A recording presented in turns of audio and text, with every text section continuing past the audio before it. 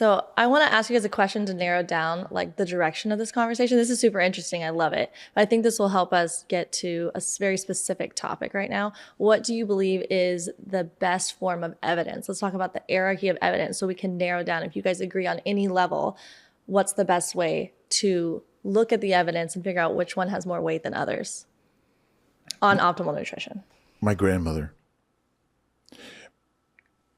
We used to eat a lot more fat in our diets than we don't today. A Mediterranean diet is basically a low animal fat diet.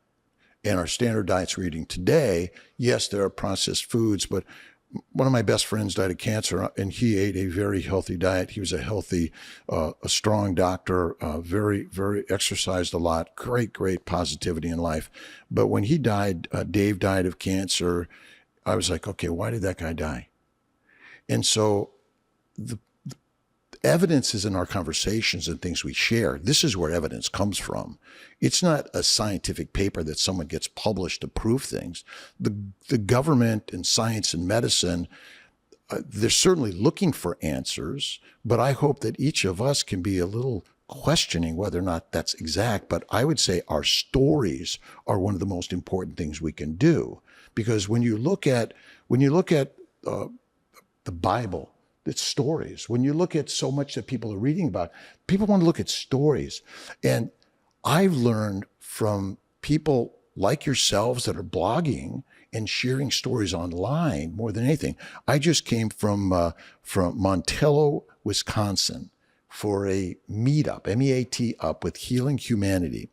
And I visited with hundreds of people there that had simply lost all of their diseases, all of their suffering of drugs and medications by going carnivore, which would not have made sense to me 20 years ago, but it does today. And what I've learned is that the medical community was completely biased against it, because the money comes to the medical communities. The American Heart Disease, the American Diabetic Association gets money so that it can support their foundations. And then they sell a label that says heart healthy on cereals, which is made up of primarily sugar. It breaks down to sugar in your gut. It may look nice on a plate, but basically in your gut, it digests down to only three things: amino acids, simple sugars, and fatty acids. And the majority of plants that we're eating have sugar. Nature's sugar. Nature makes sugar. And so what's the best evidence? Actually, these conversations. People are going to listen to this, and then they're going to make their minds up whether they want to be on the plant side or the animal side. But none of us know the answer. This episode is proudly brought to you by 38 Terra. Try 38 Terra's DMN prebiotic, the science-based daily multivitamin for your gut microbes, a simple and delicious way to take your gut health to the next level. Now back in stock in new and improved packaging for customers living in the United States, Australia, and New Zealand. Get 10% off your DMN at 38terra.com using the code THEPROOF. That's 38terra.com and use the coupon code THEPROOF for 10% off. Yeah, go ahead. I have a very different view. Yeah. I think it's kind of false equivalence to say, hey, there's an anecdote here and there's an anecdote here, therefore we don't know. I think anecdotes are, for the most part, explainable, and often the stories that we're subject to are affected by enormous bias. And so the people that I get coming to my community, that there is a huge selection bias. People at conferences, massive selection bias. How do you know for every person that adopts the carnivore diet that gets this great result, how do you know how many people had equal and opposite result, had no result? Well, you don't until you capture that within a study. So it can be very easy to fall into this trap of hearing good story after good story and assuming that that is the typical, that is the average, that is the expected. You need the scientific method to actually be able to investigate that. I grant that at the anecdote story level, it's interesting. I don't think people should be shutting down conversation. I think people should be saying, hey, that's interesting, isn't it? But let's remember, that's an anecdote, and there are anecdotes all over the place. We can find someone who says just drinking green juice cured their cancer.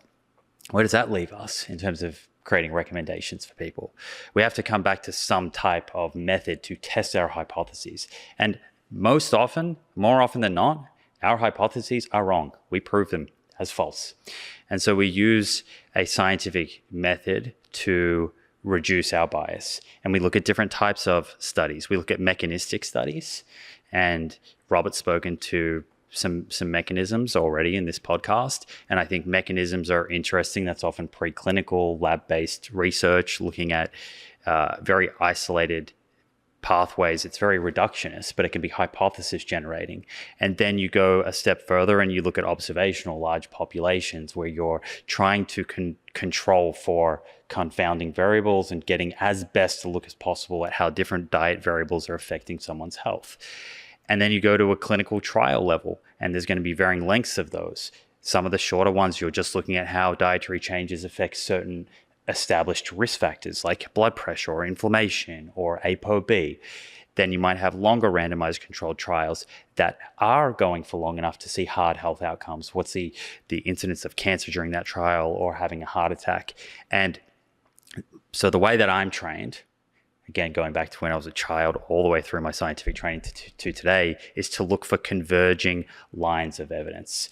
Mechanisms are pointing in a certain way, observational evidence, and then supported and corroborated by clinical trials.